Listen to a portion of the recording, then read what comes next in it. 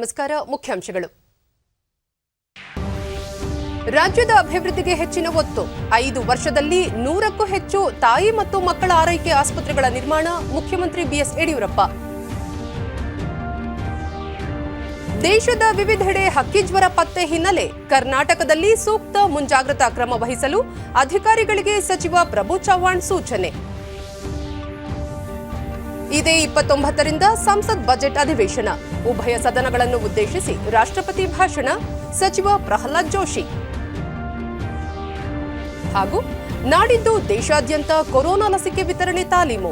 ಅಗತ್ಯ ಕ್ರಮ ಕೈಗೊಳ್ಳಲು ರಾಜ್ಯ ಸರ್ಕಾರಗಳಿಗೆ ಕೇಂದ್ರ ಆರೋಗ್ಯ ಸಚಿವಾಲಯ ಸೂಚನೆ. ವಾರ್ತೆಗಳ ವಿವರ. ಆರೋಗ್ಯ ಮತ್ತು ಕುಟುಂಬ ಕಲ್ಯಾಣ ಇಲಾಖೆ 100 ಹಾಸಿಗೆಗಳ ಸೌಲಭ್ಯವುಳ್ಳ ತಾಯಿ ಮತ್ತು ವಿವಿಧ ಅಭಿವೃದ್ಧಿ ಕಾಮಗಾರಿಗಳಿಗೆ ಮುಖ್ಯಮಂತ್ರಿ ಬಿಎಸ್ ಯಡಿಯೂರಪ್ಪ ಬೀದರ್ನಲ್ಲಿಂದು ಚಾಲನೆ ನೀಡಿದರು. ಒಟ್ಟು 20 ಕೋಟಿ ರೂಪಾಯಿ ವೆಚ್ಚದಲ್ಲಿ ಈ ಆಸ್ಪತ್ರೆ ನಿರ್ಮಾಣವಾಗಿದೆ. ಈ ವೇಳೆ ಉಪಮುಖ್ಯಮಂತ್ರಿ ಲಕ್ಷ್ಮಣ ಸವದಿ, ಸಚಿವರಾದ ಪ್ರಭು ಚವ್ಹಾಣ್, ಕೆ ಸುಧಾಕರ್, ಸಂಸದ ಭಗವಂತ್ ಖೂಬಾ ಮತ್ತಿತರರು ಉಪಸ್ಥಿತರಿದ್ದರು.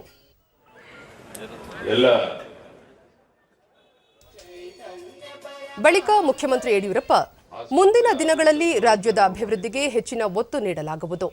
5 ವರ್ಷಗಳಲ್ಲಿ 125 ತಾಯಿ ಮತ್ತು ಮಕ್ಕಳ ಆರೈಕೆ ಆಸ್ಪತ್ರೆಗಳನ್ನು ರಾಜ್ಯದಲ್ಲಿ ಸ್ಥಾಪಿಸುವ ಉದ್ದೇಶ ಹೊಂದಲಾಗಿದೆ.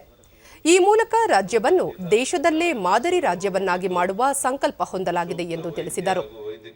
ತಾಯಿ ಮತ್ತು ಮಕ್ಕಳಿಗೆ ಉತ್ತಮ ಗುಣಮಟ್ಟದ ಚಿಕಿತ್ಸೆ, ನವಜಾತ ಶಿಶು ಮತ್ತು ಬಾಣಂತಿಯರ ಆರೈಕೆ, ತಾಯಿ ಮತ್ತು ಶಿಶುವಿನ ಮರಣ ಪ್ರಮಾಣ ಕಡಿಮೆ ಮಾಡುವುದು ಸೇರಿದಂತೆ ಹಲವು ಕಾರ್ಯಕ್ರಮಗಳನ್ನು ಹಾಕಿಕೊಳ್ಳಲಾಗಿದೆ ಎಂದು ಅವರು ಹೇಳಿದರು.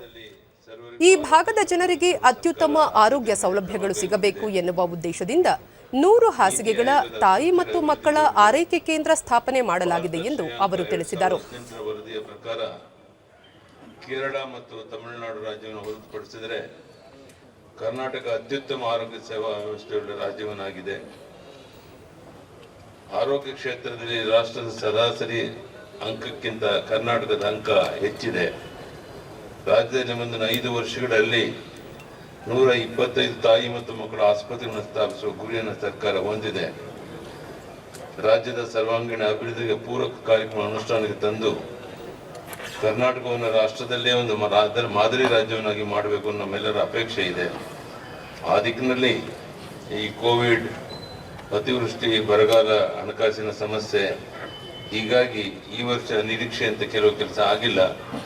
ಬರುವಂಥ ದಿವಸಗಳಲ್ಲಿ ಸುಧಾರಣೆ ಆದಮೇಲೆ ರಾಜ್ಯದ ಸರ್ವತೋಮುಖ ಅಭಿವೃದ್ಧಿಗೆ, ಬೀದರ್ ಜಿಲ್ಲೆಯ ಅಭಿವೃದ್ಧಿಗೆ ಏನೆಲ್ಲ ಕಾರ್ಯಕ್ರಮ ಅಗತ್ಯ ಇದೆ ಅದೆಲ್ಲವನ್ನ ಮಾಡಿಕೊಡೋಕ್ಕೆ ಪ್ರಾಮಾಣಿಕ ಪ್ರಯತ್ನ ಮಾಡ್ತೇವೆ. ರಾಷ್ಟ್ರೀಯ ಶೈಕ್ಷಣಿಕ ದಾಖಲೆಗಳ ಸಂಗ್ರಹಗಾರ ಕೇಂದ್ರಗಳ ಉನ್ನತ ಮಟ್ಟದ ಅಧಿಕಾರಿಗಳು ಹಾಗೂ ರಾಜ್ಯದ ಶಿಕ್ಷಣ ಇಲಾಖೆಯ ವಿವಿಧ ಹಂತದ ಉನ್ನತ ಮಟ್ಟದ ಅಧಿಕಾರಿಗಳೊಂದಿಗೆ ಬೆಂಗಳೂರಿನಲ್ಲಿಂದು ಉಪಮುಖ್ಯಮಂತ್ರಿ ಡಾ ಸಿಎನ್ ಅಶ್ವತ್ಥನಾರಾಯಣ ಸಭೆ ನಡೆಸಿದರು. ಈ ಸಂದರ್ಭದಲ್ಲಿ ಅವರು ಎಸ್ಎಸ್ಎಲ್ಸಿಯಿಂದ ಆರಂಭಗೊಂಡು ಉನ್ನತ ಶಿಕ್ಷಣದ ಕೊನೆಯ ಹಂತದವರೆಗೂ ವಿದ್ಯಾರ್ಥಿಗಳ ಸಮಗ್ರ ಶೈಕ್ಷಣಿಕ ದಾಖಲೆಗಳನ್ನು ಡಿಜಿ ಲಾಕರ್ನಲ್ಲಿರಿಸುವ ಮಹತ್ವದ ಕಾರ್ಯಕ್ರಮ ಜಾರಿಗೊಳಿಸಲು ಸರ್ಕಾರ ಮುಂದಾಗಿದೆ ಎಂದರು. ರಾಜ್ಯದಲ್ಲಿ ಪ್ರಸಕ್ತ ಶೈಕ್ಷಣಿಕ ವರ್ಷದಿಂದಲೇ ಡಿಜಿ ಲಾಕರ್ ವ್ಯವಸ್ಥೆ ಜಾರಿಗೆ ಬರಲಿದೆ. ಈ ವ್ಯವಸ್ಥೆಯಿಂದಾಗಿ ವಿದ್ಯಾರ್ಥಿಗಳ ಎಲ್ಲ ದಾಖಲೆಗಳು ಸುರಕ್ಷಿತವಾಗಿರುತ್ತವೆ ಹಾಗೂ ಉದ್ಯೋಗದಾತರಿಗೂ ಇವು ದೊರಕಲಿವೆ. ಇನ್ನು ಮುಂದೆ ಕಾಗದ ರೂಪದ ಯಾವುದೇ ಶೈಕ್ಷಣಿಕ ದಾಖಲೆಗಳಿಗೆ ಅವಕಾಶ ಇರುವುದಿಲ್ಲ ಎಂದು ತಿಳಿಸಿದರು. ರಾಜ್ಯದ ಶೈಕ್ಷಣಿಕ ಕ್ಷೇತ್ರವನ್ನು ಡಿಜಿಟಲ್ನತ್ತ ಕೊಂಡೊಯ್ಯುವ ಇನ್ನೊಂದು ಮಹತ್ವದ ಹೆಜ್ಜೆ ಎಂದು ತಿಳಿಸಿದ ಅವರು, ಈಗಾಗಲೇ ಕೇಂದ್ರ ಸರ್ಕಾರದ ಮಟ್ಟದಲ್ಲಿ ಈ ವ್ಯವಸ್ಥೆ ಇದೆ. ಇದೀಗ ರಾಜ್ಯದಲ್ಲೂ ಜಾರಿಗೆ ತರಲು ನಿರ್ಧರಿಸಲಾಗಿದೆ ಎಂದರು. ಈ ಸಂಬಂಧ ಈಗಾಗಲೇ ತಮ್ಮ ನೇತೃತ್ವದ ಉನ್ನತಾಧಿಕಾರ ಸಮಿತಿ ರಚನೆ ಮಾಡಲಾಗಿದ್ದು, ಪ್ರತಿ 3 ತಿಂಗಳಿಗೊಮ್ಮೆ ಸಭೆ ಸೇರಿ ಕಾರ್ಯಕ್ರಮ ಅನುಷ್ಠಾನ, ಪ್ರಗತಿ ಪರಿಶೀಲನೆ ಮಾಡಲಾಗುವುದು. ಸರ್ಕಾರಿ, ಖಾಸಗಿ ಸೇರಿದಂತೆ ಯಾವುದೇ ಪದವಿ ಪ್ರದಾನ ಮಾಡುವ ವಿಶ್ವವಿದ್ಯಾಲಯ, ಕಾಲೇಜು, ಡೀಮ್ಡ್ ಯೂನಿವರ್ಸಿಟಿಗಳು ಸೇರಿದಂತೆ ಎಲ್ಲ ಶೈಕ್ಷಣಿಕ ಸಂಸ್ಥೆಗಳು ಈ ವ್ಯವಸ್ಥೆಗೆ ಕಡ್ಡಾಯವಾಗಿ ಸೇರ್ಪಡೆಗೊಳ್ಳಬೇಕು ಎಂದು ತಿಳಿಸಿದ್ದಾರೆ. ನೂತನ ಅನುಭವ ಮಂಟಪ ನಿರ್ಮಾಣಕ್ಕೆ ಮುಖ್ಯಮಂತ್ರಿ ಬಿಎಸ್ ಯಡಿಯೂರಪ್ಪ ಬೀದರ್ನಲ್ಲಿಂದು ಶಂಕುಸ್ಥಾಪನೆ ನೆರವೇರಿಸಿದರು. ಈ ವೇಳೆ ಉಪಮುಖ್ಯಮಂತ್ರಿ ಲಕ್ಷ್ಮಣ ಸವದಿ, ಸಚಿವರಾದ ಡಾ ಕೆ ಸುಧಾಕರ್, ಪ್ರಭು ಚವ್ಹಾಣ್ ಸೇರಿದಂತೆ ಸ್ಥಳೀಯ ಜನಪ್ರತಿನಿಧಿಗಳು ಉಪಸ್ಥಿತರಿದ್ದರು.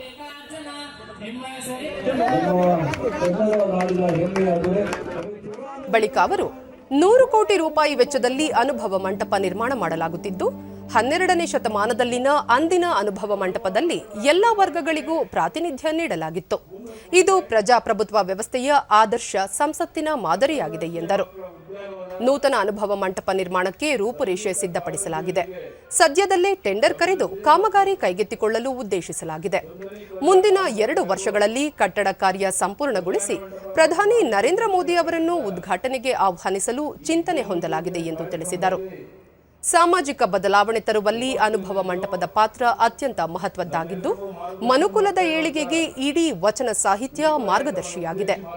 ಕಲ್ಯಾಣ ನಾಡಿನಿಂದ ಹೊರಹೊಮ್ಮಿದ ಬಸವಣ್ಣನವರು ಈ ದೇಶ ಕಂಡ ಬಹುದೊಡ್ಡ ವಿಶ್ವಗುರು ಎಂಬುದು ರಾಜ್ಯದ ಹೆಮ್ಮೆ ಎಂದು ಹೇಳಿದರು. ಮುಂದಿನ ಯುವ ಪೀಳಿಗೆಗೆ ಬಸವಣ್ಣನವರ ತತ್ವ ಆದರ್ಶವನ್ನು ಪರಿಚಯಿಸುವ ನಿಟ್ಟಿನಲ್ಲಿ ಅನುಭವ ಮಂಟಪವನ್ನು ನಿರ್ಮಾಣ ಮಾಡಲಾಗುತ್ತಿದೆ ಎಂದರು.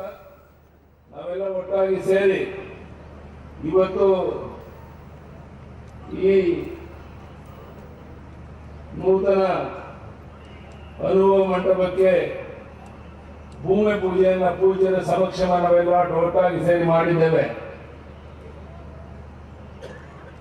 ಈಗಾಗಲೇ ಪೂಜೆ ಹೇಳಿದಂತೆ 2 ವರ್ಷದ ಒಳಗಾಗಿ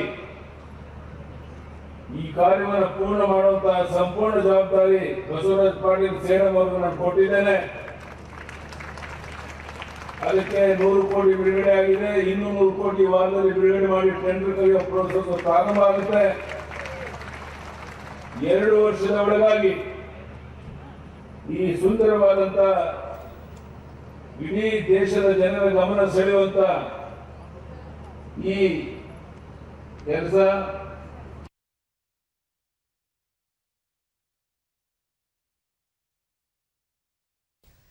ಕಾಡು ಪ್ರಾಣಿಗಳ ಹಾವಳಿ ತಪ್ಪಿಸಲು ಕಾಡಂಚಿನಲ್ಲಿ ತಡೆಗೋಡೆ ಹಾಗೂ ಹೊಂಡಗಳನ್ನು ನಿರ್ಮಿಸಲಾಗುವುದು ಎಂದು ಅರಣ್ಯ ಸಚಿವ ಆನಂದ ಸಿಂಗ್ ಬೆಂಗಳೂರಿನಲ್ಲಿಂದು ತಿಳಿಸಿದ್ದಾರೆ.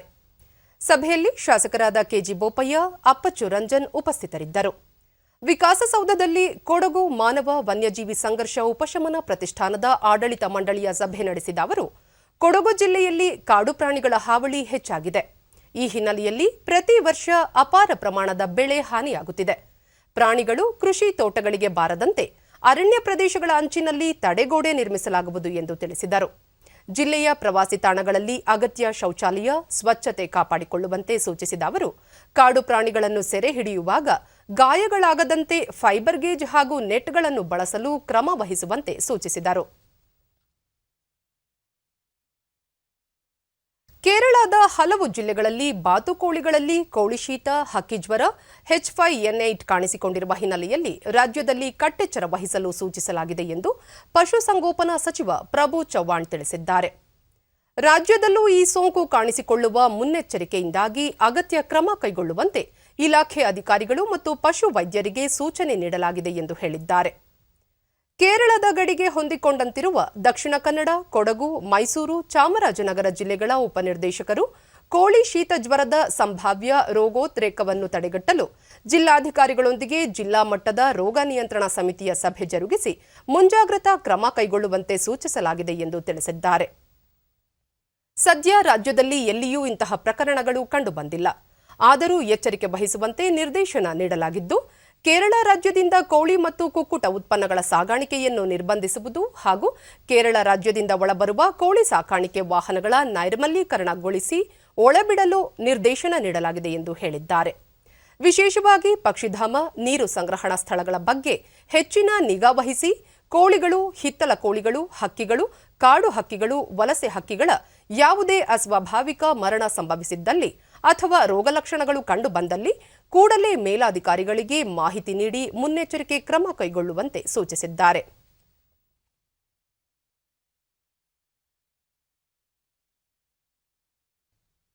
ಇದೇ 29ರಿಂದ ಸಂಸತ್ತಿನ ಮೊದಲ ಹಂತದ ಬಜೆಟ್ ಅಧಿವೇಶನ ಆರಂಭವಾಗಲಿದ್ದು ಫೆಬ್ರವರಿ 15ರವರೆಗೆ ನಡೆಯಲಿದೆ ಎಂದು ಕೇಂದ್ರ ಸಂಸದೀಯ ವ್ಯವಹಾರಗಳ ಸಚಿವ ಪ್ರಹ್ಲಾದ್ ಜೋಶಿ ತಿಳಿಸಿದ್ದಾರೆ. ರಾಷ್ಟ್ರಪತಿ ಅವರ ಭಾಷಣದೊಂದಿಗೆ ಅಧಿವೇಶನ ಆರಂಭವಾಗಲಿದ್ದು ಈ ಅವಧಿಯಲ್ಲಿ ಬಜೆಟ್ ಹಾಗೂ ರಾಷ್ಟ್ರಪತಿ ಅವರ ಭಾಷಣದ ಮೇಲೆ ಚರ್ಚೆ ನಡೆಯಲಿದೆ. ಪ್ರಮುಖ ಮಸೂದೆಗಳಿದ್ದರೆ ಮಂಡನೆಯಾಗಲಿವೆ. ಪ್ರಶ್ನೋತ್ತರ ಮತ್ತು ಶೂನ್ಯ ಕಲಾಪಗಳಿಗೂ ಅವಕಾಶ ಕಲ್ಪಿಸಲಾಗಿದೆ ಎಂದು ಹೇಳಿದ್ದಾರೆ. 2ನೇ ಹಂತದ ಅಧಿವೇಶನ ಮಾರ್ಚ್ 8ರಿಂದ ಏಪ್ರಿಲ್ 8ರವರೆಗೆ ನಡೆಯಲಿದೆ. ಅಧಿವೇಶನದ ಸಂದರ್ಭದಲ್ಲಿ ವಿವಿಧ ಕ್ಷೇತ್ರಗಳಿಗೆ ಸಂಬಂಧಿಸಿದಂತೆ ಚರ್ಚೆ ನಡೆಸಲಾಗುತ್ತದೆ ಎಂದು ತಿಳಿಸಿದ್ದಾರೆ. ಅಧಿವೇಶನದ ಸಂದರ್ಭದಲ್ಲಿ ಬಜೆಟ್ ಮೇಲಿನ ಚರ್ಚೆ ಜೊತೆ ಹಲವು ಮಹತ್ವದ ಮಸೂದೆಗಳ ಕುರಿತು ಸುದೀರ್ಘ ಚರ್ಚೆ ನಡೆಸುವ ಸಾಧ್ಯತೆ ಇದೆ. The budget, anything can be discussed, and other than that, whatever necessary bills are there, government would like to take.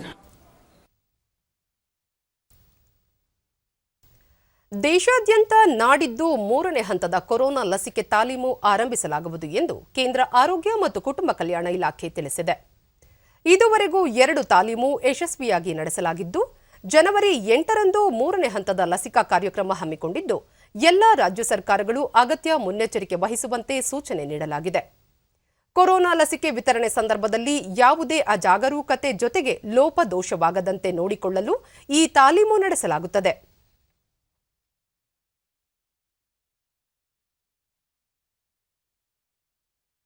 ಪ್ರಧಾನಿ ನರೇಂದ್ರ ಮೋದಿ ಅವರ ಅಧ್ಯಕ್ಷತೆಯಲ್ಲಿಂದು ನಡೆದ ಕೇಂದ್ರ ಸಚಿವ ಸಂಪುಟ ಸಭೆಯಲ್ಲಿ ಭಾರತ ಮತ್ತು ಜಪಾನ್ ಸರ್ಕಾರಗಳ ನಡುವೆ ನಿರ್ದಿಷ್ಟ ಕುಶಲ ಕಾರ್ಮಿಕರ ಸಹಕಾರ ಒಪ್ಪಂದಕ್ಕೆ ಸಹಿ ಹಾಕಲು ಅನುಮೋದನೆ ನೀಡಲಾಗಿದೆ. ಈ ಒಪ್ಪಂದದಡಿ ಅಗತ್ಯ ಕೌಶಲ್ಯ ಮತ್ತು ಜಪಾನ್ ಭಾಷೆಯ ತರಬೇತಿ ಪಡೆದ ಭಾರತದ ಕುಶಲ ಕಾರ್ಮಿಕರು ಜಪಾನ್ ದೇಶದ 14 ನಿರ್ದಿಷ್ಟಪಡಿಸಿದ ಕ್ಷೇತ್ರಗಳಲ್ಲಿ ಕಾರ್ಯನಿರ್ವಹಿಸಲು ಅರ್ಹತೆ ಪಡೆಯಲಿದ್ದಾರೆ. ಈ ಕಾರ್ಮಿಕರಿಗೆ ಜಪಾನ್ ಸರ್ಕಾರ ಅಲ್ಲಿನ ನಿವಾಸಿ ಸ್ಥಾನಮಾನ ನೀಡಲಿದೆ. ಈ ಒಪ್ಪಂದದಿಂದ ಭಾರತೀಯ ಕುಶಲ ಕಾರ್ಮಿಕರಿಗೆ ಶುಶ್ರೂಷೆ, ಕಟ್ಟಡ ಸ್ವಚ್ಛತೆ, ಸರಕು ಸಂಸ್ಕರಣೆ, ಕೈಗಾರಿಕಾ ಯಂತ್ರೋಪಕರಣ ಉತ್ಪಾದನೆ, ವಿದ್ಯುನ್ಮಾನ ಮಾಹಿತಿ, ಹಡಗು ನಿರ್ಮಾಣ ಇತ್ಯಾದಿ 14 ಕ್ಷೇತ್ರಗಳಲ್ಲಿ ಉದ್ಯೋಗಾವಕಾಶ ದೊರೆಯಲಿದೆ. ಕೃಷಿಕರ ಅಭಿವೃದ್ಧಿಗೆ ಕೇಂದ್ರ ಸರ್ಕಾರ ಬದ್ಧವಾಗಿದೆ ಎಂದು ಬಿಜೆಪಿಯ ರಾಷ್ಟ್ರೀಯ ವಕ್ತಾರ ರಾಜೀವ್ ಚಂದ್ರಶೇಖರ್ ದೆಹಲಿಯಲ್ಲಿಂದು ತಿಳಿಸಿದ್ದಾರೆ. ಸುದ್ದಿಗಾರರೊಂದಿಗೆ ಅವರು ಕೃಷಿ ಸುಧಾರಣಾ ಕಾನೂನುಗಳ ಬಗ್ಗೆ ವಿರೋಧ ಪಕ್ಷಗಳು ಸುಳ್ಳು ಮಾಹಿತಿ ನೀಡುತ್ತಿವೆ, ಇದರಲ್ಲಿ ಯಾವುದೇ ಹುರುಳಿಲ್ಲ ಎಂದರು. ವಿರೋಧ ಪಕ್ಷಗಳ ವದಂತಿಗಳ ಹೊರತಾಗಿಯೂ ಪ್ರಧಾನಿ ನರೇಂದ್ರ ಮೋದಿ ಅವರು ಸಬ್ಕಾ ಸಾಥ್ ಸಬ್ಕಾ ವಿಕಾಸ್ ಸಬ್ಕಾ ವಿಶ್ವಾಸ್ ಧ್ಯೇಯದೊಂದಿಗೆ ಎಲ್ಲಾ ವರ್ಗಗಳ ಶ್ರೇಯೋಭಿವೃದ್ಧಿಗೆ ಕಾರ್ಯಕ್ರಮಗಳನ್ನು ರೂಪಿಸುತ್ತಿದ್ದಾರೆ. ಕಾಂಗ್ರೆಸ್ ಪಕ್ಷವನ್ನು ಜನರು ತಿರಸ್ಕರಿಸುತ್ತಿರುವುದು ಚುನಾವಣೆಗಳ ಫಲಿತಾಂಶದಿಂದ ಸಾಬೀತಾಗಿದೆ ಎಂದರು. And it is an article of faith which farmers in Karnataka have decisively embraced, supported and shown trust in. ಇಂದಿನಿಂದ 3 ದಿನಗಳ ಶ್ರೀಲಂಕಾ ಪ್ರವಾಸದಲ್ಲಿರುವ ಭಾರತದ ವಿದೇಶಾಂಗ ವ್ಯವಹಾರಗಳ ಸಚಿವ ಎಸ್ ಜೈಶಂಕರ್ ಅಲ್ಲಿನ ಸಚಿವ ದಿನೇಶ್ ಗುಣವರ್ಧನೆ ಅವರೊಂದಿಗೆ ದ್ವಿಪಕ್ಷೀಯ ಮಾತುಕತೆ ನಡೆಸಿದರು. ಬಳಿಕ ಜಂಟಿ ಸುದ್ದಿಗೋಷ್ಠಿಯಲ್ಲಿ ಎಸ್ ಜೈಶಂಕರ್ ಮೂಲಸೌಕರ್ಯ, ಇಂಧನ ವಲಯಗಳ ಸಹಕಾರ ವರ್ಧನೆ ಕುರಿತು ಚರ್ಚಿಸಲಾಯಿತು. ಭಾರತ ಶ್ರೀಲಂಕಾದ ಅಭಿವೃದ್ಧಿಯಲ್ಲಿ ಭಾಗಿಯಾಗಿದೆ. ಶಿಕ್ಷಣ ಸೇರಿದಂತೆ ಹಲವಾರು ಕ್ಷೇತ್ರಗಳಲ್ಲಿ ಭಾರತ ಮತ್ತು ಶ್ರೀಲಂಕಾ ಸಹಭಾಗಿತ್ವ ಹೊಂದಿವೆ ಎಂದು ತಿಳಿಸಿದರು. ಕೋವಿಡ್-19 ಸಾಂಕ್ರಾಮಿಕದ ಸಮಯದಲ್ಲೂ ಭಾರತ ಶ್ರೀಲಂಕಾ ಬಾಂಧವ್ಯ ಮುಂದುವರೆದಿದ್ದು, ವೈದ್ಯಕೀಯ ನೆರವನ್ನು ನೀಡಲಾಗಿದೆ ಎಂದು ಸ್ಮರಿಸಿದರು. ಭಾರತ ಮತ್ತು ಶ್ರೀಲಂಕಾ ಸಾಗರ ಭದ್ರತೆಯ ಕುರಿತು ಮಾತುಕತೆ ನಡೆಸಲಾಗಿದೆ. ನೆರೆಯ ರಾಷ್ಟ್ರ ಮೊದಲು ಎನ್ನುವ ತತ್ವದಡಿ ಉಭಯ ರಾಷ್ಟ್ರಗಳ ಸಹಕಾರ ಬಲವರ್ಧನೆಗೆ ಭಾರತ ಬದ್ಧವಾಗಿದೆ ಎಂದರು. The COVID stood between me and my visit, and I am truly glad that I am starting 2021 with a visit to Colombo, a visit to India's closest maritime neighbor and partner. Now, I come here at a time when both our countries are faced with the daunting and common challenges from the COVID-19 pandemic. At the same time, I think the COVID has given us an opportunity to collaborate even further. Progress and opportunity. Sri Lanka ವಿದೇಶಾಂಗ ಸಚಿವ ದಿನೇಶ್ ಗುಣವರ್ಧನೆ ಮೀನುಗಾರಿಕೆ, ಸಾಗರ ಭದ್ರತೆ, ಆರೋಗ್ಯ, ವಾಣಿಜ್ಯ ಕ್ಷೇತ್ರಗಳಲ್ಲಿ ಭಾರತದೊಂದಿಗೆ ಶ್ರೀಲಂಕಾ ಉತ್ತಮ ಬಾಂಧವ್ಯ ಹೊಂದಿದೆ ಎಂದರು. ಭಾರತ ಮತ್ತು ಶ್ರೀಲಂಕಾ ನಡುವೆ ವಿಸ್ತಾರವಾದ ಸಮುದ್ರ ಇರುವ ಹಿನ್ನೆಲೆಯಲ್ಲಿ ನೀಲಿ ಆರ್ಥಿಕತೆಯ ಕುರಿತು ಮಾತುಕತೆ ನಡೆಸಲಾಯಿತು ಎಂದು ಅವರು ತಿಳಿಸಿದರು. Defense, security and fisheries, cultural and particularly on the ongoing COVID-19 pandemic and the post-COVID era that we are moving forward to, and efforts we have jointly taken since the outbreak.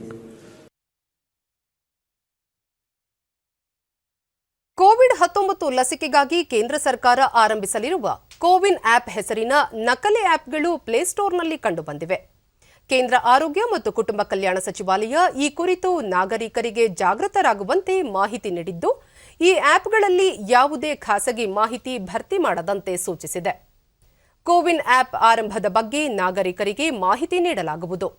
COVID-19 ಲಸಿಕೆಯ ಲಭ್ಯತೆ, ಸ್ಥಿತಿಗತಿ ಕುರಿತು ಮಾಹಿತಿ ತಿಳಿಸಲು ಕೇಂದ್ರ ಸರ್ಕಾರ CoWIN app ಅಭಿವೃದ್ಧಿಪಡಿಸಿದೆ. ಆದರೆ ಆಪ್ ಅನ್ನು ಅಧಿಕೃತವಾಗಿ ಬಿಡುಗಡೆ ಮಾಡಿಲ್ಲ ಎಂದು ತಿಳಿಸಿದೆ. ಈಗ ಪ್ಲೇಸ್ಟೋರ್ನಲ್ಲಿ ಲಭ್ಯವಿರುವ ಆಪ್ಗಳು ನಕಲಿಯಾಗಿದ್ದು, ಈ ಹಿನ್ನೆಲೆಯಲ್ಲಿ ಜನರು ಜಾಗೃತವಾಗಬೇಕು ಎಂದು ಕೇಂದ್ರ ಆರೋಗ್ಯ ಸಚಿವಾಲಯ ತಿಳಿಸಿದೆ.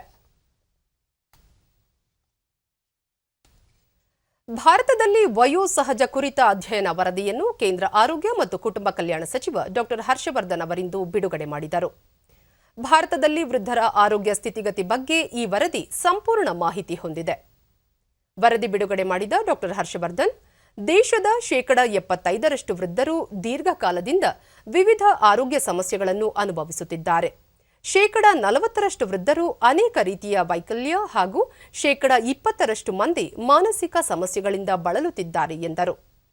ಇದೇ ಮೊದಲ ಬಾರಿಗೆ ವೃದ್ಧರ ಆರೋಗ್ಯದ ಕುರಿತು ವಿಸ್ತೃತ ಮಾಹಿತಿ ಹೊಂದಿರುವ ವರದಿ ಸಿದ್ಧಪಡಿಸಲಾಗಿದೆ ಎಂದು ಅವರು ತಿಳಿಸಿದರು. ಕನ್ನಡ ಪುಸ್ತಕ ಪ್ರಾಧಿಕಾರದಿಂದ 2019ನೇ ಸಾಲಿನ ವಿವಿಧ ವಾರ್ಷಿಕ ಪ್ರಶಸ್ತಿ ಹಾಗೂ ಬಹುಮಾನ ವಿತರಣಾ ಸಮಾರಂಭ ಬೆಂಗಳೂರಿನಲ್ಲಿಂದು ನಡೆಯಿತು. ವಿಮರ್ಶಕ ಡಾ ನರಹಳ್ಳಿ ಬಾಲಸುಬ್ರಹ್ಮಣ್ಯ ಅವರು ದರ್ಪಣ ಕಿರುಹೊತ್ತಿಗೆ ಬಿಡುಗಡೆ ಮಾಡಿ ಪ್ರಶಸ್ತಿ ವಿಜೇತರನ್ನು ಗೌರವಿಸಿದರು. ಈ ವೇಳೆ ಪುಸ್ತಕ ಪ್ರಾಧಿಕಾರದ ಅಧ್ಯಕ್ಷ ಡಾ ಎಂಎನ್ ನಂದೀಶಂಚೆ ಮತ್ತಿತರರು ಉಪಸ್ಥಿತರಿದ್ದರು.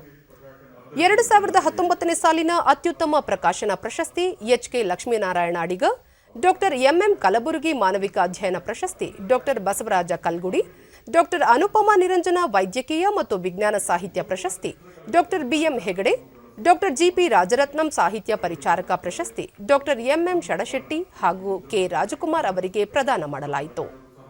ಹಲವು ಪುಸ್ತಕಗಳನ್ನು ಉಗ್ಗದ ಉತ್ಸಾಹದೊಂದಿಗೆ ತಮ್ಮ ಕನ್ನಡ ಪರ ಕಾರ್ಯಚಟುವಟಿಕೆಗಳನ್ನು ರೂಪಿಸಿ ಪ್ರಯೋಗಶೀಲತೆಯಿಂದಾಗಿ ಚಿತ್ರಕಲೆಯಲ್ಲಿ ಹೊಸ ಸಾಧ್ಯತೆಗಳನ್ನು. ಕೇಂದ್ರ ಸರ್ಕಾರದ ಪ್ರಧಾನಮಂತ್ರಿ ಕಿಸಾನ್ ಸಮ್ಮಾನ್ ಯೋಜನೆ ಚಿತ್ರದುರ್ಗ ಜಿಲ್ಲೆಯ ಹೊಸದುರ್ಗ ತಾಲೂಕಿನಲ್ಲಿ ಯಶಸ್ವಿಯಾಗಿ ಅನುಷ್ಠಾನವಾಗಿದೆ. ಈ ಯೋಜನೆಯಡಿ ರೈತರ ಖಾತೆಗೆ ಹಣ ನೇರವಾಗಿ ಜಮೆಯಾಗಿದ್ದು, ಇದರಿಂದಾಗಿ ಭೂಮಿ ಹಸನು ಮಾಡಲು, ಬೀಜ ಬಿತ್ತನೆಗೆ, ಗೊಬ್ಬರಕ್ಕೆ, ಕಳೆ ಕೀಳುವುದು, ಕಟಾವು ಮಾಡುವುದು ಸೇರಿದಂತೆ ಮತ್ತಿತರೆ ಕೃಷಿ ಚಟುವಟಿಕೆಗಳಿಗೆ ಅನುಕೂಲವಾಗಿದೆ.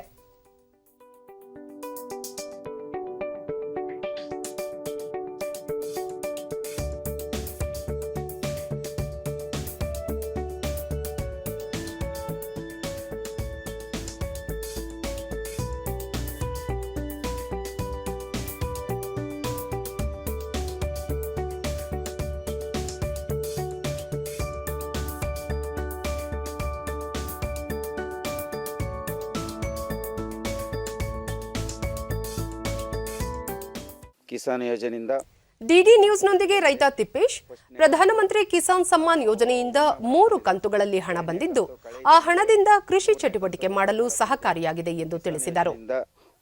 ಏನು ಕೇಂದ್ರದಿಂದ ಅನುದಾನ ಬಿಡುಗಡೆ ಮಾಡಿದ್ರು, ಉನ್ನತವಾಗಿ ಕೆಲಸ ಮಾಡಲಿಕ್ಕೆ ಎಲ್ಲದೂ ಅನುಕೂಲ ಆಗಿದೆ. ಇದೇ ಥರನ ಮುಂದೆ ಒಳ್ಳೆ ಸ್ಕೀಮು, ಒಳ್ಳೆ ಇದನ್ನು ಬಿಟ್ಟರೆ ಏನು ಉದ್ಧಾರ ಆಗುತ್ತೆ, ರೈತರು ಒಂದು ಬೆಳೆಗಾಗಲಿ ಏನಾಗಲಿ ಅನುಕೂಲ ಆಗುತ್ತೆ. 2ನೇ ಕಂತು ಶಿವಮೂರ್ತಿ, ಯೋಜನೆಯಿಂದ ಬರುವ ಹಣದಿಂದ ಮೆಕ್ಕೆಜೋಳ, ರಾಗಿ, ಕಡಲೆ ಮತ್ತಿತರ ಬೆಳೆ ಬೆಳೆಯಲು ನೆರವಾಗಿದೆ ಎಂದರು. ಉಳುಮೆ ಮಾಡಿದ್ದೀವಿ, ಒಳ್ಳೆಯದಾಗಿದೆ. ನಾವು ರಾಗಿ, ಜೋಳ, ಸಾವೆ, ಶೇಂಗಾ, ಮೆಕ್ಕೆಜೋಳ ಅನುಕೂಲ ಆಗಿದೆ ಸರ್. ಯೋಗೇಶಪ್ಪ, ಈ ಯೋಜನೆಯಿಂದ ಸಣ್ಣ ಪುಟ್ಟ ರೈತರಿಗೆ ಸಾಕಷ್ಟು ಪ್ರಯೋಜನವಾಗಿದೆ ಎಂದು ಹೇಳಿದರು. ಅದೇ ಉಳುಮೆ, ಆಮ್ಯಾಗ ಕಟಾವು, ಬೀಜ ಗೊಬ್ಬರ ಸರ್ ಇಷ್ಟ ಮಾಡಿ ಕೊಟ್ಟಿದ್ದಾರೆ ಸರ್. ಅನುಕೂಲ ಆಯ್ತು ಸರ್, ಆಗಿತ್ತು ಸರ್, ಒಳ್ಳೇದು ಮಾಡಿದ್ದಾರೆ ಸರ್.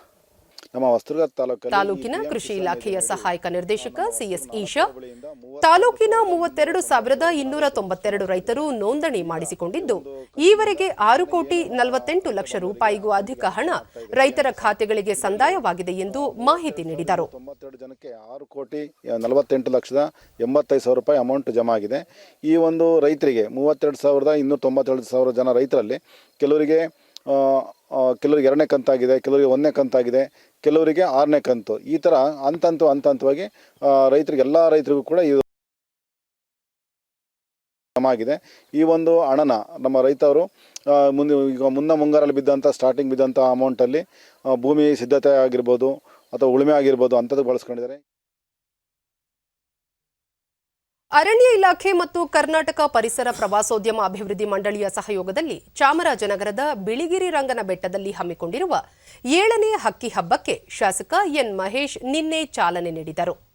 ಈ ಸಂದರ್ಭದಲ್ಲಿ ಅರಣ್ಯ, ಪರಿಸರ ಮತ್ತು ಜೀವಶಾಸ್ತ್ರ ಇಲಾಖೆಯ ಅಪರ ಮುಖ್ಯ ಕಾರ್ಯದರ್ಶಿ ಡಾಕ್ಟರ್ ಸಂದೀಪ್ ದವೆ, ನಗರ ಪ್ರಾದೇಶಿಕ ವೃತ್ತದ ಮುಖ್ಯ ಅರಣ್ಯ ಸಂರಕ್ಷಣಾಧಿಕಾರಿ ಮನೋಜ್ ಕುಮಾರ್, ಬಿಆರ್ಟಿ ಹುಲಿ ಸಂರಕ್ಷಿತ ಉಪ ಅರಣ್ಯ ಸಂರಕ್ಷಣಾಧಿಕಾರಿ ಡಾಕ್ಟರ್ ಸಂತೋಷ್ ಕುಮಾರ್ ಸೇರಿದಂತೆ ಹಲವರು ಉಪಸ್ಥಿತರಿದ್ದರು. ಪರಿಸರ ಪ್ರವಾಸೋದ್ಯಮ ಅಭಿವೃದ್ಧಿ ಮಂಡಳಿಯ ಮುಖ್ಯ ಕಾರ್ಯನಿರ್ವಹಣಾಧಿಕಾರಿ ಅಜಯ್ ಮಿಶ್ರಾ ವಿವಿಧ ಜಾತಿಯ ಪಕ್ಷಿ ಸಂಕುಲಗಳ ಬಗ್ಗೆ ಜನರನ್ನು ಹೆಚ್ಚು ಸಂವೇದನಾಶೀಲರನ್ನಾಗಿಸುವ ಮೂಲಕ ಪಕ್ಷಿ ವೀಕ್ಷಣೆಯನ್ನು ಉತ್ತೇಜಿಸುವುದು ಈ ಕಾರ್ಯಕ್ರಮದ ಮುಖ್ಯ ಗುರಿ ಎಂದರು. ಈಗಾಗಲೇ ಇರೋದು ನಮ್ಮ ಕೆಲವು ಟ್ರೆಕ್ಕಿಂಗ್ ರೂಟ್ಸ್ನಲ್ಲಿ ಅಂದರೆ ತುಂಬ ಸರ್ಕಾರಕ್ಕೆ ಆದಾಯ ಬರುತ್ತೆ ಮತ್ತು ಜನಗಳಿಗೆ ತುಂಬ ಅನುಕೂಲ ಆಗಿದೆ. ಈ ಥರ ಮತ್ತು ನಮ್ಮ myicotrip.com ಅಂತ ಒಂದು ನಮ್ಮ ವೆಬ್ಸೈಟ್ ಇದೆ, ಅದರಲ್ಲೆಲ್ಲ ಮಾಹಿತಿ ಇರ್ತದೆ, ಬುಕಿಂಗ್ ಮಾಡ್ಬೋದು, ನೀವು ಹೋಗ್ಬೋದು, ಅದು ಒಂದು ಮುಖ್ಯ. ಬಳಿಕ ಸುದ್ದಿಗಾರರೊಂದಿಗೆ ಎನ್ ಮಹೇಶ್ 3 ದಿನಗಳು ನಡೆಯುವ ಈ ಹಕ್ಕಿ ಹಬ್ಬದಲ್ಲಿ ಪಕ್ಷಿಗಳ ಸಂಖ್ಯೆಯನ್ನು ಗುರುತಿಸುವ ಕಾರ್ಯ ಮಹತ್ವದ್ದಾಗಿದೆ ಎಂದು ತಿಳಿಸಿದರು. ಪ್ರಾಣಿ ಪಕ್ಷಿಗಳ ಮರ ಗಿಡಗಳನ್ನ ಕಾಪಾಡೋದ್ರ ಜೊತೆಗೆ ಅವುಗಳನ್ನ ಇಲ್ಲಿವರೆಗೆ ತಲತಲಾಂತರದಿಂದ ಕಾಪಾಡ್ಕೊಂಡು ಬಂದಿರತಕ್ಕಂಥ ಸೋಲಿಗ ಸಮುದಾಯವನ್ನು ಕೂಡ ಕಾಪಾಡುವಂತ ಜವಾಬ್ದಾರಿ ಸರ್ಕಾರದ ಮೇಲಿದೆ. ಕೋಲಾರ ಮೂಲದ ಬೆಂಗಳೂರಿನ ರೈತ ರಾಜಪ್ಪ ಎಂಬುವವರು ಜೇನು ಕೃಷಿಯನ್ನು ವೃತ್ತಿಯನ್ನಾಗಿಸಿಕೊಂಡು ಯಶಸ್ಸು ಸಾಧಿಸಿದ್ದಾರೆ. ಬೆಂಗಳೂರಿನ ಜೆಪಿ ನಗರದಲ್ಲಿ ಕರ್ನಾಟಕ ಜೇನು ಸಾಗಾಣಿಕಾ ಕೇಂದ್ರ ಕರ್ನಾಟಕ ಅಪೇರಿಯರ್ಸ್ ಎಂಬ ಸಂಸ್ಥೆ ಸ್ಥಾಪಿಸಿ ಶುದ್ಧ ಜೇನುತುಪ್ಪ ತಯಾರಿಸುವುದರ ಜೊತೆಗೆ ಜೇನು ಕೃಷಿಗೆ ಬೇಕಾಗುವ ಬಾಕ್ಸ್ಗಳನ್ನು ಮನೆಯಲ್ಲೇ ತಯಾರಿಸಿ ಮಾರಾಟ ಮಾಡುತ್ತಿದ್ದಾರೆ.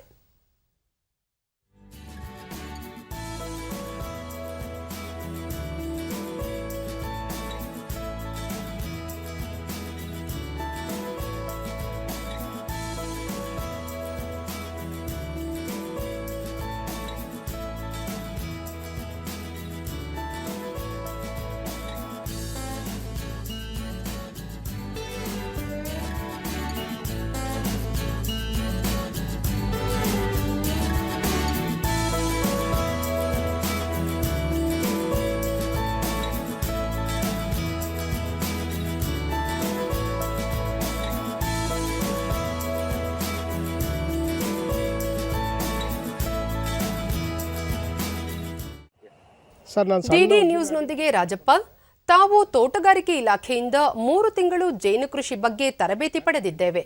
ಜೇನು ಕೃಷಿಯಿಂದ ಉತ್ತಮ ಆದಾಯ ದೊರೆಯುತ್ತಿದೆ ಎಂದು ತಿಳಿಸಿದರು. 5 ಲಕ್ಷ ಫಸ್ಟ್ ಸಾಲ ಕೊಟ್ಟರು. ಆ 5 ಲಕ್ಷ ಸಾಲದಲ್ಲಿ ಈಗ ದೊಡ್ಡದಾಗಿ ಕಂಪ್ನಿ ಮಾಡ್ಕೊಂಡಿದ್ವಿ, ಕರ್ನಾಟಕ ಅಪೇರಿಯರ್ಸ್ ಅಂತೇಳಿ. ಮತ್ತು ಈ ಜೇನುತುಪ್ಪ ಎಲ್ಲ ಪ್ಯಾಕ್ ಮಾಡಿ ಅಂಗಡಿಗೆ ಕಳಿಸೋದು, ಮತ್ತು ಮನೆ ಹತ್ರನೂ ಬರ್ತಾರೆ, ಮತ್ತು ಕೃಷಿ ಮೇಳ, ಮತ್ತು ಲಾಲ್ಬಾಗಲ್ಲಿ ಫ್ಲವರ್ ಶೋ ಇಂಥದಕ್ಕೆಲ್ಲ ತಿಂಗಳು ಅಲ್ಲಿ ಮಾರಾಟ ಮಾಡಿಕೊಂಡು ಅದರಲ್ಲಿ ಜೀವನ ಚೆನ್ನಾಗಿ ಲಾಭ ಐತೆ, ಚೆನ್ನಾಗಿ ಮಾಡ್ತಾಯಿದ್ವಿ. ಅಲ್ಲಿಂದ ಮತ್ತು ಹಂಗೆ ಮೈಗ್ರೇಟ್ರಿ ಮಾಡ್ತಾಯಿದ್ದೆ. ಮೈಗ್ರೇಟ್ರಿ ಬಾಗಲಕೋಟೆ ಈ ಕಡೆ ಎಲ್ಲ ಎಲ್ಲೆಲ್ಲಿ ಹೂವು ಇರುತ್ತೆ ಎಲ್ಲ ಫೀಲ್ಡ್ ನೋಡಿಕೊಂಡು ಹೂವು ತಂದು ಇದು ಮಾಡಿಕೊಂಡು ಮತ್ತು ಬೆಂಗಳೂರಲ್ಲಿ ತಂದಿಟ್ಕೊಂಡು ನಾನು ಪ್ರೋಸೆಸ್ ಮಾಡಿ ಬಾಟ್ಲ್ ಪ್ಯಾಕಿಂಗ್ ಮಾಡಿ ಮತ್ತು ಅಗ್ಮಾರ್ಕ್ ಅನ್ನೋದು ಒಂದು ಇದು ತೊಗೊಂಡೆ.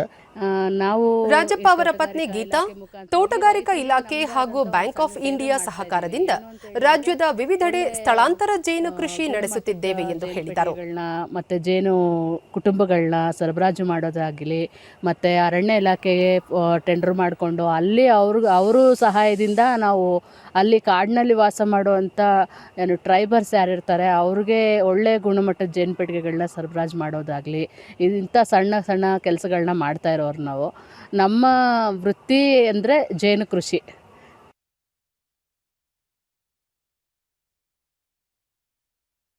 ಉತ್ತರ ಪಶ್ಚಿಮ ಭಾರತದ ಬಹುತೇಕ ಭಾಗಗಳಲ್ಲಿ ಇನ್ನೂ 4 ದಿನಗಳಲ್ಲಿ ಮಳೆ ಕಡಿಮೆಯಾಗುವ ಸಾಧ್ಯತೆ ಇದೆ ಎಂದು ಹವಾಮಾನ ಇಲಾಖೆ ತಿಳಿಸಿದೆ. ರಾಷ್ಟ್ರ ರಾಜಧಾನಿ ದೆಹಲಿಯಲ್ಲಿ ಇಂದು ಬೆಳಗ್ಗೆ ಸಾಧಾರಣ ಮಳೆಯಾಗಿದ್ದು ಎನ್ಸಿಆರ್ ಪ್ರದೇಶದಲ್ಲಿ ಮಂಜು ಕವಿದ ವಾತಾವರಣವಿದೆ.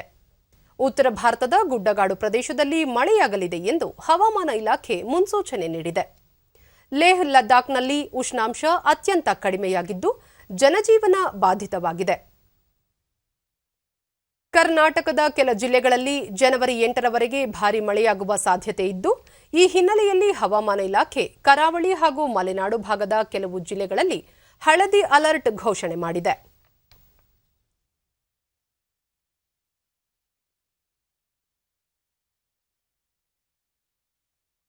ಭಾರತ ಮತ್ತು ಆತಿಥೇಯ ಆಸ್ಟ್ರೇಲಿಯಾ ತಂಡಗಳ ನಡುವೆ ಸಿಡ್ನಿ ಕ್ರಿಕೆಟ್ ಮೈದಾನದಲ್ಲಿ ನಾಳೆ 3ನೇ ಕ್ರಿಕೆಟ್ ಟೆಸ್ಟ್ ಪಂದ್ಯ ನಡೆಯಲಿದೆ. ಭಾರತೀಯ ಕಾಲಮಾನ ಬೆಳಗ್ಗೆ 5 ಗಂಟೆಗೆ ಪಂದ್ಯ ಆರಂಭವಾಗಲಿದೆ. 4 ಟೆಸ್ಟ್ ಪಂದ್ಯಗಳ ಈ ಸರಣಿಯಲ್ಲಿ ಸದ್ಯ ಉಭಯ ತಂಡಗಳು 1-1 ಗೆಲುವಿನೊಂದಿಗೆ ಸಮಗೌರವ ಹೊಂದಿವೆ. ಅಡಿಲೇಡ್ನ ಹೊನಲು ಬೆಳಕಿನಲ್ಲಿ ನಡೆದಿದ್ದ ಮೊದಲ ಟೆಸ್ಟ್ ಪಂದ್ಯವನ್ನು 8 ವಿಕೆಟ್ಗಳಿಂದ ಗೆದ್ದುಕೊಂಡಿದ್ದ ಆಸ್ಟ್ರೇಲಿಯಾ ಸರಣಿಯಲ್ಲಿ ಶುಭಾರಂಭ ಮಾಡಿತ್ತು.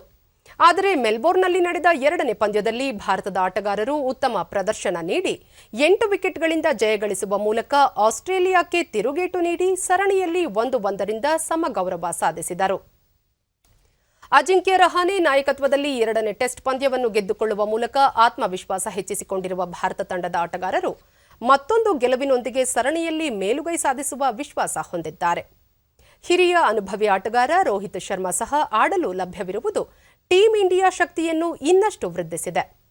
ನಾಳಿನ ಪಂದ್ಯಕ್ಕಾಗಿ ಭಾರತ ತಂಡ 11 ಆಟಗಾರರ ಪಟ್ಟಿಯನ್ನು ಪ್ರಕಟಿಸಿದ್ದು, ರೋಹಿತ್ ಶರ್ಮಾ ಆರಂಭಿಕ ಆಟಗಾರರಾಗಿ ಕಣಕ್ಕಿಳಿಯಲಿದ್ದು, ನವದೀಪ್ ಸೈನಿ ಟೆಸ್ಟ್ ಕ್ರಿಕೆಟ್ಗೆ ಪಾದಾರ್ಪಣೆ ಮಾಡಲಿದ್ದಾರೆ.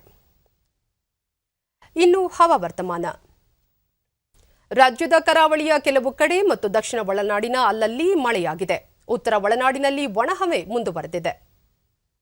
ಧರ್ಮಸ್ಥಳ, ಜಯಪುರ 2, ಕೊಟ್ಟಿಗೆಹಾರದಲ್ಲಿ 1 ಸೆಂಟಿಮೀಟರ್ ಮಳೆಯಾಗಿದೆ. ಬೀದರ್ನಲ್ಲಿ ಕನಿಷ್ಠ ತಾಪಮಾನ 15 ಡಿಗ್ರಿ ಸೆಲ್ಸಿಯಸ್ ದಾಖಲಾಗಿದೆ. ಮುನ್ಸೂಚನೆಯಂತೆ ಮುಂದಿನ 24 ಗಂಟೆಗಳಲ್ಲಿ ಗುಡುಗು ಸಹಿತ ಹಗುರ ಮಳೆಯಾಗುವ ಸಾಧ್ಯತೆ.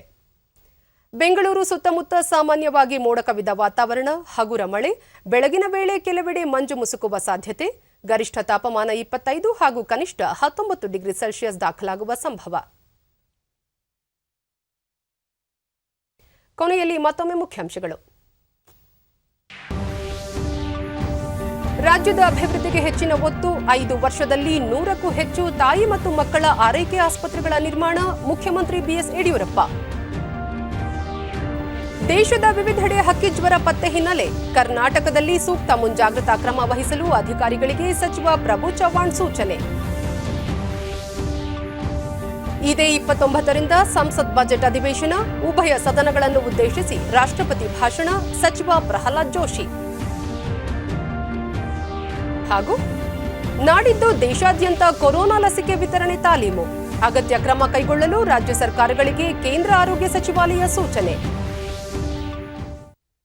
ನಮ್ಮ ವಾರ್ತಾ ಪ್ರಸಾರವನ್ನು ನೀವು ಡಿಡಿ ಚಂದನ ನ್ಯೂಸ್ ಯೂಟ್ಯೂಬ್ ಚಾನೆಲ್ನಲ್ಲೂ ವೀಕ್ಷಿಸಬಹುದು. ವೀಕ್ಷಕರೇ, ತಪ್ಪದೇ ಮಾಸ್ಕ್ ಧರಿಸಿ. ನೀವು ಸುರಕ್ಷಿತವಾಗಿರುವುದರೊಂದಿಗೆ ನಿಮ್ಮವರನ್ನು ಸುರಕ್ಷಿತವಾಗಿರಿಸಿ. ಸರಿಯಾದ ಕ್ರಮದಲ್ಲಿ ಮುಖಗವಸನ್ನು ತಪ್ಪದೆ ಧರಿಸಿ. ನಮ್ಮ ಮುಂದಿನ ವಾರ್ತಾ ಪ್ರಸಾರ ರಾತ್ರಿ 9 ಗಂಟೆಗೆ ಡಿಡಿ ಚಂದನದಲ್ಲಿ. ನಮಸ್ಕಾರ.